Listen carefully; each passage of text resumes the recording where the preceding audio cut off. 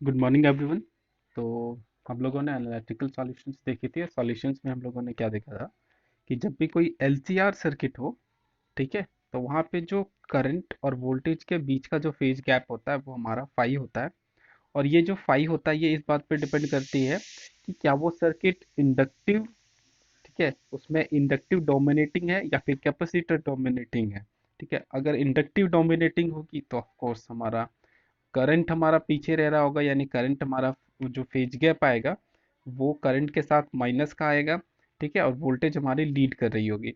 पर अगर वही चीज चेंज करके, ठीक है, वही चीज चेंज करके अगर कैपेसिटिव की वैल्यू, ठीक है, कैपेसिटिव रिएक्टेंस की वैल्यू अगर डोमिनेटिंग होगी तो वहां पे जो फेज गैप आएगा, ठीक है, वो फेज गैप हमारा वो फेज गैप हमारा ये बताने का काम करेगा कि करंट हमारा लीड कर रहा है वोल्टेज से। ठीक है, और वो जो लीड करने का एंगल होगा वो हमारा फेज गैप होगा फाइव। ये हम लोगों ने देखी।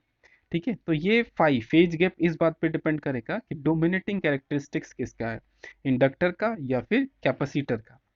अब अगर हम लोग एक ऐसा केस कंसिडर करें जहां पे दोनों का डोमिनेटिंग कैरेक्टरिस्टिक्स एग्जैक्ट सेम हो, ठीक है, तो उस सिनारियो पे क्या होगा। ठीक है, तो उस पर्टिकुलर सिनारियो को हम लोग कहते हैं रेजोनेंस। तो आज हम लोग पढ़ेंगे रेजोनेंस, यानी कि वो पर्टिकुलर सिनारियो जहां पे ना कैपेसिटिव का डोमिनेटिंग कैरेक्टरिस्टिक्स और इंडक्टिव का डोमिनेटिंग कैरेक्टरिस्टिक्स दोनों इक्वल हैं, और सिर्फ सर्किट में जो काम कर रही है वो हमारा सिर्फ और सिर्फ रजिस्टिव सर्किट है। ठीक है, ओके, चलिए देखते हैं। एक इस टॉपिक का नाम हमारा रेजोनेंस है। एक सर्किट है जिसमें इंडक्टर, कैपेसिटर और रेजिस्टेंस कनेक्टेड है किसी अल्टरनेटिंग वोल्टेज सोर्स के अक्रॉस। ठीक है, तो किसी भी एलसीआर सीरीज सर्किट के लिए हम लोग मैक्सिमम करंट जो होता है वो क्या लिखते हैं, तो amplitude of voltage which is basically V nought, and Z, Z is the impedance. Impedance हमारा याद है, इम्पिडेंस इजकल टू क्या था, तो R square plus XC minus XL square.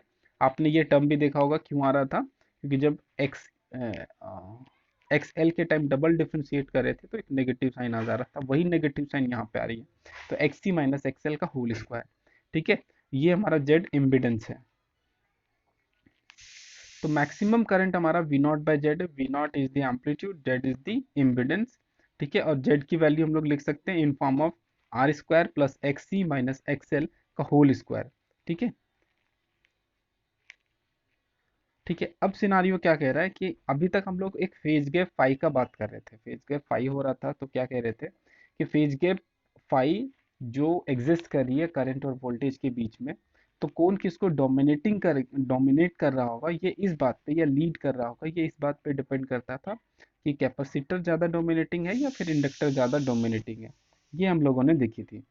ठीक है, अब क्या कह रहे हैं, if X C is equal to XL, देखो एक्स सी माइनस एक्सएल है, अगर एक्स सी की वैल्यू एक्सएल के बराबर हो जाए तो एक्स सी माइनस एक्सएल की वैल्यू क्या हो जाएगी, जीरो हो जाएगी। Then the impedance become Z equal to R square.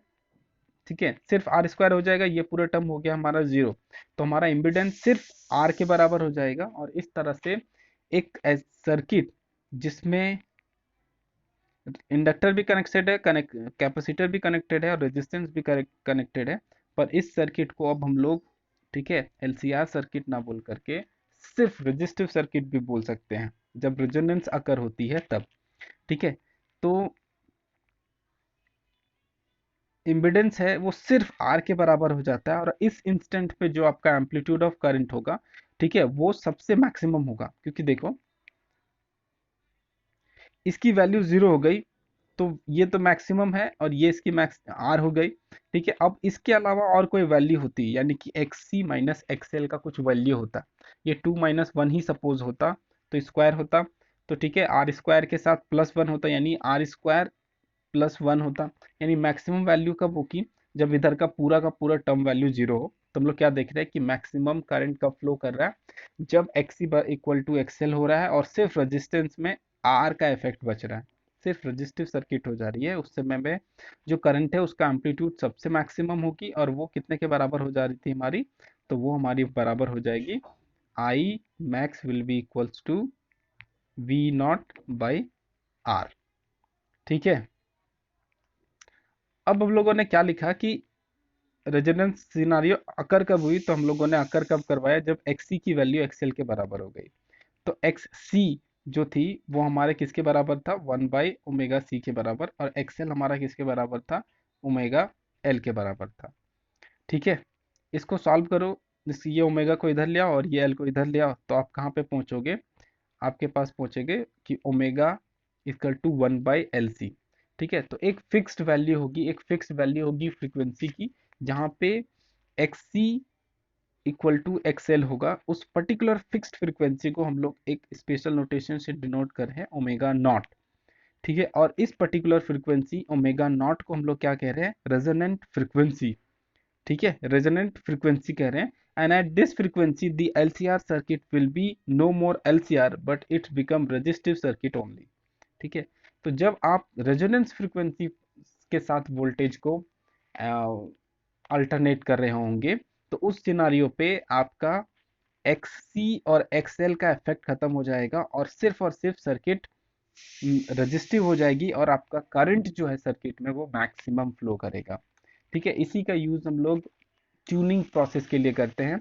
हम लोग एल और सी को रेजोनेंस प्रोसेस पे लेके आते हैं ताकि एक्सटर्नल सर्किट से आने वाले करंट मैक्सिमम फ्लो करे हमारे सर्किट में। ठीक है,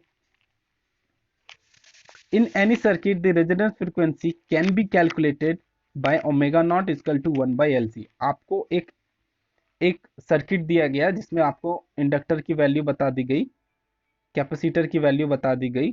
ठीक है, आपको पता करना है कि इस सर्किट की रेजोनेंस फ्रीक्वेंसी क्या होगी, तो आप just omega nought equal to 1/√अंडर LC कर दो, एल की वैल्यू आपको पता ही होगा।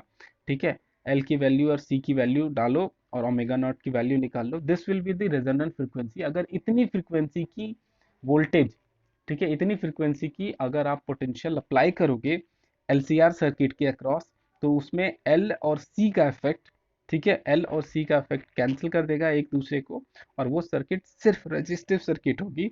और उस सिनारियो पे इस सर्किट में जो करंट की वैल्यू फ्लो करेगी, जो करंट का एम्पलीट्यूड होगा, वो अपने मैक्सिमम वैल्यू पे होगा। ठीक है, तो ये हो गया हमारा रेजोनेंस फ्रीक्वेंसी। ठीक है, रेजोनेंस फ्रीक्वेंसी, और ये जो पूरी प्रोसेस हुई जिसमें हम लोगों का एक्सी की वैल्यू एक्सएल के बराबर हुई, ये पूरी प्रोसेस हमारी कहलाएगी रेजोनेंस।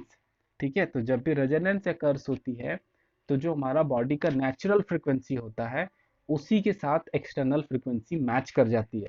ठीक है, और उस सिनारियो पे, ठीक है, जब हम लोग वेव्स पढ़ रहे थे 11th क्लास में, तो वहां पे मैंने बताया था कि अगर कोई बॉडी है, अगर कोई वेव है जिसकी फ्रीक्वेंसी आपको पता है न्यू है, आप एक्सटर्नल सोर्स से उससे एनर्जी प्रोवाइड कर रहे हो। अब एनर्जी जो प्रोवाइड कर रहे हो उसकी भी फ्रीक्वेंसी न्यू ही है, और दोनों की फ्रीक्वेंसी न्यू है, तो उस सिनारियो पे जब अगर आप एनर्जी प्रोवाइड करोगे तो वो क्या होगा, ठीक है, ये कंस्ट्रक्टिव इंटरफेरेंस करने का काम करेगा, और इसके कंस्ट्रक्टिव इंटरफेरेंस का काम होगा, और जो इसकी एम्पलीट्यूड है वो हर इंस्टेंट बढ़ती चली जाएगी। ठीक है, हर इंस्टेंट बढ़ती चली जाएगी, यानी कि इसका जो एम्पलीट्यूड है वो मैक्सिमम पे पहुंच जाएगा। पर अगर आप इस एग्जैक्टली सेम वैल्यू से डिफर वैल्यू डालोगे, तो जरूरी नहीं कि हर एक इंस्टेंट कंस्ट्रक्टिव हो, किसी इंस्टेंट पे डिस्ट्रक्टिव होगा, यानी कि कहीं पे वैल्यू एम्पलीट्यूड जो है वो बढ़ेगी, कहीं पे घटेगी। पर अगर एग्जैक्टली सेम फ्रीक्वेंसी से लेकर के आओगे तो एम्पलीट्यूड बढ़ती रहेगी, यानी मैक्सिमम एम्पलीट्यूड तक पहुंचेगी। तो ये हमारा रेजोनेंस था। यहाँ पे भी सेम है कि जब आप दोनों की फ्रीक्वेंसी की वैल्यू ये रखते हो कि X C equal to XL हो जाता है, और omega nought will be equal to 1/√अंडर LC। आप कैसे निकालोगे कि X C equal to XL हो जाएगा, तो ये फार्मूला से निकाल सकते हो। ठीक है, ये फ्रीक्वेंसी जब फ्लो करेगी तो X C equal to XL हो जाएगा, और जो करंट हमारा सर्किट में फ्लो करेगा वो मैक्सिमम करंट होगा, उस वो जो करंट होगा वो सबसे मैक्सिमम होगा। इसका प्रोसेस हम लोग यूज करते हैं ट्यूनिंग के टाइम। हम लोग क्या करते हैं, जो रिमोट्स होते हैं उसमें एलसीआर कंबाइंड सर्किट्स होते हैं, तो उसमें हम लोग क्या करते हैं कि जब हम लोग प्रेस करते हैं तो हम लोग क्या करते हैं कि अलग अलग फ्रीक्वेंसीज को सेट करते हैं। तो जब अलग अलग फ्रीक्वेंसी सेट करते हैं तो X C equal to XL की वैल्यू सेट करते हैं। तो जब हम लोग अलग अलग वैल्यू को पुट करते हैं, जब हम लोग बटन को प्रेस करते हैं, तो हम लोग फ्रीक्वेंसी को चेंज करते हैं, अलग अलग फ्रीक्वेंसी पे अलग अलग वैल्यूज के लिए X C equal to XL होता है, और उस सिनारियो पे करंट की वैल्यू मैक्सिमम पहुंचती है। जब करंट की वैल्यू मैक्सिमम पहुंचती है तो मान लो कि 10 एम्पियर पहुंची, तो 10 एम्पियर पे जो सिग्नल होता है वो सिग्नल इस 10 एम्पियर पे जो सिग्नल होता है वो सिग्नल उसमें फ्लो करना शुरू करता है, और वो जो सिग्नल में जो भी डाटा होता है, जो भी इंफॉर्मेशन होता है, वो हम लोगों को मिलता है। यही होता है प्रोसेस ऑफ ट्यूनिंग। ठीक है, आगे नेक्स्ट क्लास में पढ़ते हैं।